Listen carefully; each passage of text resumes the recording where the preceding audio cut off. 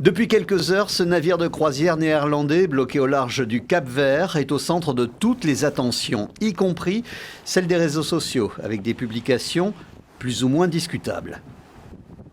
La croisière, partie d'Ushuaia en Argentine, remontait l'Atlantique Sud, le long des côtes africaines, lorsque les premiers cas d'hantavirus ont été observés. Le Hondius, non loin de sa destination, le port de Paia au Cap-Vert, s'est immobilisé. Les occupants de ce bateau sont désormais placés en quarantaine. Je me trouve actuellement à bord du MV Hondius et ce qui se passe en ce moment est bien réel pour nous tous ici. Nous ne sommes pas seulement un sujet d'actualité.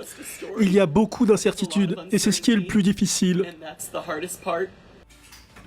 Voici l'intérieur du navire, filmé il y a quelques mois par un voyageur. C'est dans ce cadre que près de 170 personnes sont actuellement confinées à cause de cet hantavirus qui peut se transmettre à l'être humain par l'intermédiaire de rongeurs. Le mystère demeure sur l'origine de la propagation de ce virus sur ce bateau. Il faut absolument déterminer d'où vient le virus, s'il a été introduit en Argentine par certains passagers ou s'il y a une source alimentaire commune ou quelque chose de ce genre à bord du navire. Il faut s'assurer que les personnes prennent les précautions appropriées pour limiter leur contact avec les rongeurs.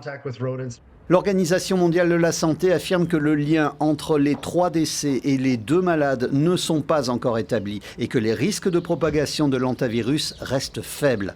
En attendant, les autorités capverdiennes, de leur côté, ont clairement interdit à l'équipage du MV Hondius d'accoster.